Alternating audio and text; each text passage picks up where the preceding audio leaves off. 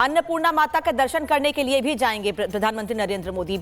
ये भी दिखाता है कि साल 2024 में जब प्राण प्रतिष्ठा हुई थी भगवान राम की वहां पर, और बड़ी संख्या में लोग दर्शन करने के लिए अब तक वहां पर जा रहे हैं, ये बताता है कि अब जब लोग वहां पर जाएंगे तो धर्म ध्वजा की स्थापना के साथ साथ इन मंदिरों में भी दर्शन कर सकेंगे, क्योंकि अब मंदिर संपन्न हो चुका है। राम, आपको मेरी आवाज आ रही है? देखिए कई बातें हैं जिन जी कई बातें हैं। देखिए मैं आपको एक एक करके एक एक चीज़ को देखना चाहता हूं। कुछ तस्वीरें जो मैं भी देख पा रहा हूं, आप चूंकि स्टूडियो में अनामिका आप इसको बेहतर देख पा रही हैं, बेहतर समझ भी पा रही हैं। लेकिन देखिए अभी शेषावतार मंदिर में प्रधानमंत्री दर्शन कर रहे हैं और दर्शन करने के बाद फिर वो आगे जाएंगे, जिसमें एक विशेष मंदिर है, वो माता शबरी का मंदिर है। और ये परंपरा हमें क्या सिखाती है?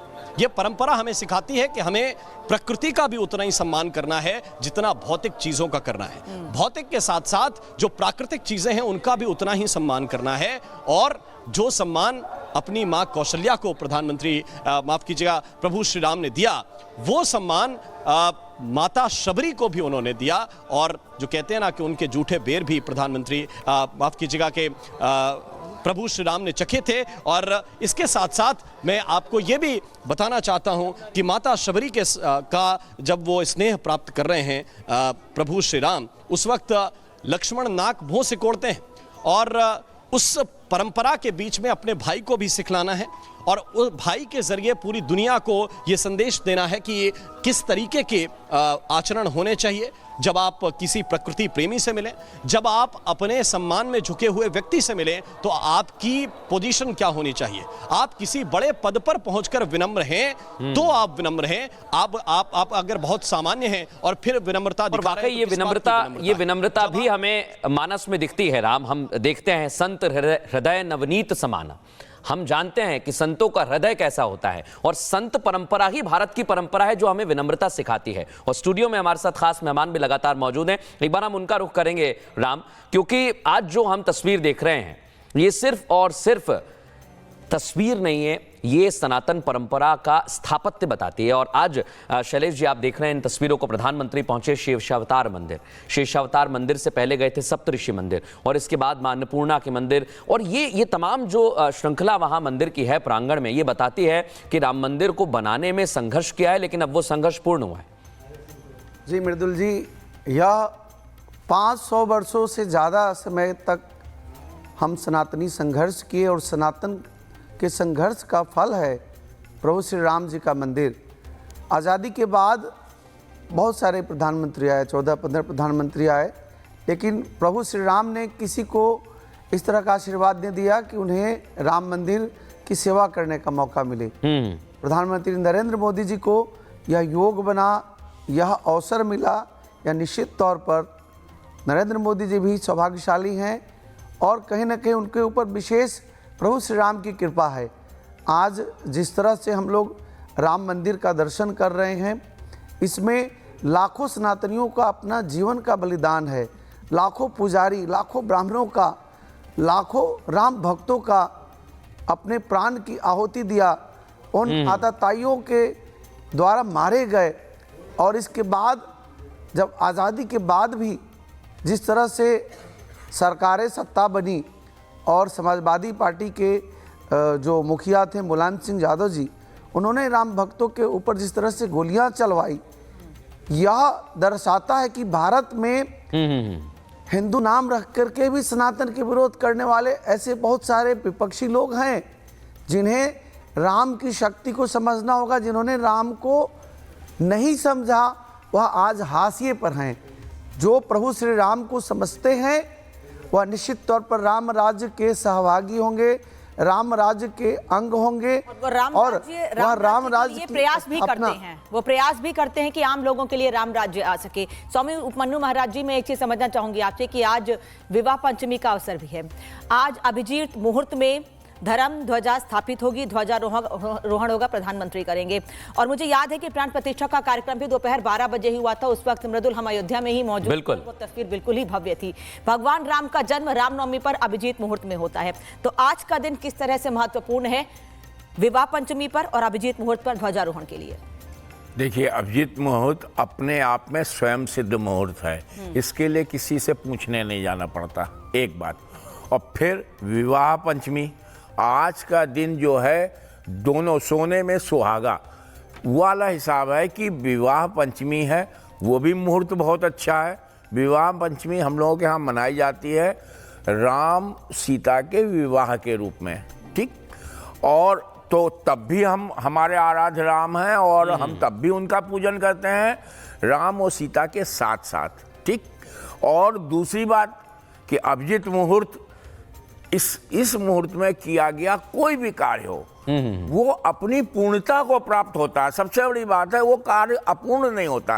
अभिजीत मुहूर्त में किया गया कार्य जो है वो अपने आप में पूर्ण ही होता है क्योंकि वो वातावरण, वो नक्षत्र, वो सारा जो प्रकृति का जो दिया हुआ वातावरण है, सारे नक्षत्र वगैरह, वो और ये हमारे फेवर में होते हैं। बिल्कुल, ये मुहूर्त बहुत खास है और राम हमारे साथ लगातार ग्राउंड जीरो पर बने हुए। तो इस टाइम किया गया कार्य में अगर कहीं 1% त्रुटि भी रह गई तो वो भी संपन्न होगी, वो भी स्वयं सिद्ध है, शुभ हो रहेगी। उसके लिए हमको कोई सोचना नहीं है कि ये रह गया। बिल्कुल, लोग नहीं वो करते हैं कि अभी ये चीज रह गई, उन्होंने ये नहीं किया, ये नहीं किया। उसमें कोई मीन मेख निकालने की कोई जरूरत नहीं, किसी भी तरीके की कोई मीन मेख निकालने की जरूरत नहीं है।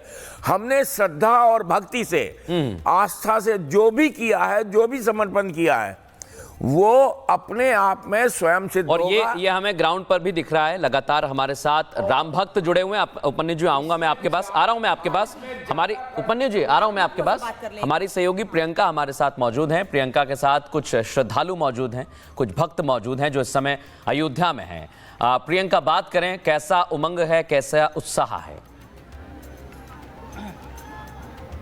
बिल्कुल, देखिए, कुछ श्रद्धालु नहीं, आज तो जितने लोग हैं वो सभी श्रद्धालु हैं, इसलिए पहुंचे हैं दूर दराज से प्रभु श्री राम की नगरी में। लेकिन हमारे साथ जो है ये तपस्वी श्री विकास केवट जी हैं। इनके हाथ में शिवलिंग है। ये शिवलिंग के पीछे की कहानी भी बताएंगे कि पूरा सिक्कों से क्यों ढक दिया है, और कुछ गाकर भी सुनाएंगे आज। जी, सबसे पहले आपको बहुत बहुत धन्यवाद।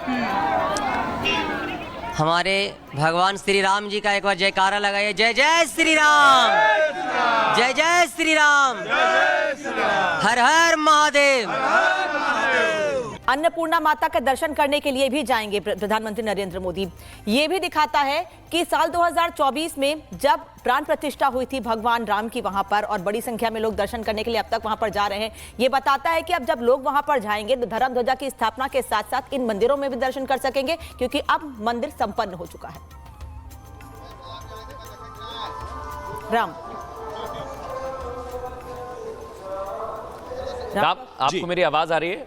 देखिए, कई बातें हैं जिन जी कई बातें हैं। देखिए, मैं आपको एक एक करके एक एक चीज़ को देखना चाहता हूं। कुछ तस्वीरें जो मैं भी देख पा रहा हूं, आप चूंकि स्टूडियो में अनामिका, आप इसको बेहतर देख पा रही हैं, बेहतर समझ भी पा रही हैं। लेकिन देखिए, अभी शेषावतार मंदिर में प्रधानमंत्री दर्शन कर रहे हैं और दर्शन करने के बाद फिर वो आगे जाएंगे, जिसमें एक विशेष मंदिर है, वो माता शबरी का मंदिर है। और ये परंपरा हमें क्या सिखाती है? ये परंपरा हमें सिखाती है कि हमें प्रकृति का भी उतना ही सम्मान करना है जितना भौतिक चीजों का करना है। भौतिक के साथ साथ जो प्राकृतिक चीजें हैं उनका भी उतना ही सम्मान करना है। और जो सम्मान अपनी मां कौशल्या को प्रधानमंत्री, माफ कीजिएगा, प्रभु श्री राम ने दिया, वो सम्मान माता शबरी को भी उन्होंने दिया। और जो कहते हैं ना कि उनके जूठे बेर भी प्रधानमंत्री, माफ कीजिएगा, के प्रभु श्री राम ने चखे थे। और इसके साथ साथ मैं आपको ये भी बताना चाहता हूँ कि माता शबरी के का जब वो स्नेह प्राप्त कर रहे हैं प्रभु श्री राम, उस वक्त लक्ष्मण नाक मुंह सिकोड़ते हैं। और उस परंपरा के बीच में अपने भाई को भी सिखलाना है और उस भाई के जरिए पूरी दुनिया को ये संदेश देना है कि ये किस तरीके के आचरण होने चाहिए जब आप किसी प्रकृति प्रेमी से मिलें, जब आप अपने सम्मान में झुके हुए व्यक्ति से मिलें, तो आपकी पोजीशन क्या होनी चाहिए। आप किसी बड़े पद पर पहुंचकर विनम्र हैं तो आप विनम्र हैं। आप अगर बहुत सामान्य हैं और फिर विनम्रता दिखा रहे हैं, ये विनम्रता भी हमें मानस में दिखती है। राम, हम देखते हैं संत हृदय नवनीत समाना। हम जानते हैं कि संतों का हृदय कैसा होता है और संत परंपरा ही भारत की परंपरा है जो हमें विनम्रता सिखाती है। और स्टूडियो में हमारे साथ खास मेहमान भी लगातार मौजूद हैं। एक बार हम उनका रुख करेंगे राम, क्योंकि आज जो हम तस्वीर देख रहे हैं ये सिर्फ और सिर्फ तस्वीर नहीं है, ये सनातन परंपरा का स्थापत्य बताती है। और आज शैलेश जी आप देख रहे हैं इन तस्वीरों को, प्रधानमंत्री पहुंचे शेषावतार मंदिर, शेषावतार मंदिर से पहले गए थे सप्तऋषि मंदिर और इसके बाद मां अन्नपूर्णा के मंदिर, और ये तमाम जो श्रृंखला वहां मंदिर की है प्रांगण में, ये बताती है कि राम मंदिर को बनाने में संघर्ष किया है, लेकिन अब वो संघर्ष पूर्ण हुआ है। जी मृदुल जी, यह 500 वर्षों से ज़्यादा समय तक हम सनातनी संघर्ष किए और सनातन के संघर्ष का फल है प्रभु श्री राम जी का मंदिर। आज़ादी के बाद बहुत सारे प्रधानमंत्री आए, 14-15 प्रधानमंत्री आए, लेकिन प्रभु श्री राम ने किसी को इस तरह का आशीर्वाद नहीं दिया कि उन्हें राम मंदिर की सेवा करने का मौका मिले। प्रधानमंत्री नरेंद्र मोदी जी को यह योग बना, यह अवसर मिला, यह निश्चित तौर पर नरेंद्र मोदी जी भी सौभाग्यशाली हैं और कहीं ना कहीं उनके ऊपर विशेष प्रभु श्री राम की कृपा है। आज जिस तरह से हम लोग राम मंदिर का दर्शन कर रहे हैं, इसमें लाखों सनातनियों का अपना जीवन का बलिदान है, लाखों पुजारी, लाखों ब्राह्मणों का, लाखों राम भक्तों का अपने प्राण की आहुति दिया, उन आतताइयों के द्वारा मारे गए। और इसके बाद जब आज़ादी के बाद भी जिस तरह से सरकारें सत्ता बनी और समाजवादी पार्टी के जो मुखिया थे मुलायम सिंह यादव जी, उन्होंने राम भक्तों के ऊपर जिस तरह से गोलियां चलवाई, यह दर्शाता है कि भारत में हिंदू नाम रख करके भी सनातन के विरोध करने वाले ऐसे बहुत सारे विपक्षी लोग हैं जिन्हें राम की शक्ति को समझना होगा। जिन्होंने राम को नहीं समझा वह आज हाशिए पर हैं। जो प्रभु श्री राम को समझते हैं वह निश्चित तौर पर राम राज्य के सहभागी होंगे, राम राज्य के अंग होंगे और वह राम राज्य ये प्रयास भी करते हैं, वो प्रयास भी करते हैं कि आम लोगों के लिए राम राज्य आ सके। स्वामी उपमन्यु महाराज जी, मैं एक चीज समझना चाहूंगी आपसे कि आज विवाह पंचमी का अवसर भी है। आज अभिजीत मुहूर्त में धर्म ध्वजा स्थापित होगी, ध्वजारोहण होगा, प्रधानमंत्री करेंगे। और मुझे याद है कि प्राण प्रतिष्ठा का कार्यक्रम भी दोपहर 12 बजे ही हुआ था। उस वक्त मृदुल हम अयोध्या में ही मौजूद थे। वो तस्वीर बिल्कुल ही भव्य थी। भगवान राम का जन्म रामनवमी पर अभिजीत मुहूर्त में होता है। तो आज का दिन किस तरह से महत्वपूर्ण है विवाह पंचमी पर और अभिजीत मुहूर्त पर ध्वजारोहण के लिए? देखिए, अभिजीत मुहूर्त अपने आप में स्वयं सिद्ध मुहूर्त है, इसके लिए किसी से पूछने नहीं जाना पड़ता, एक बात। और फिर विवाह पंचमी, आज का दिन जो है दोनों सोने में सुहागा वाला हिसाब है कि विवाह पंचमी है, वो भी मुहूर्त बहुत अच्छा है। विवाह पंचमी हम लोगों के यहाँ मनाई जाती है राम सीता के विवाह के रूप में, ठीक। और तो तब भी हम हमारे आराध्य राम हैं और हम तब भी उनका पूजन करते हैं राम और सीता के साथ साथ, ठीक।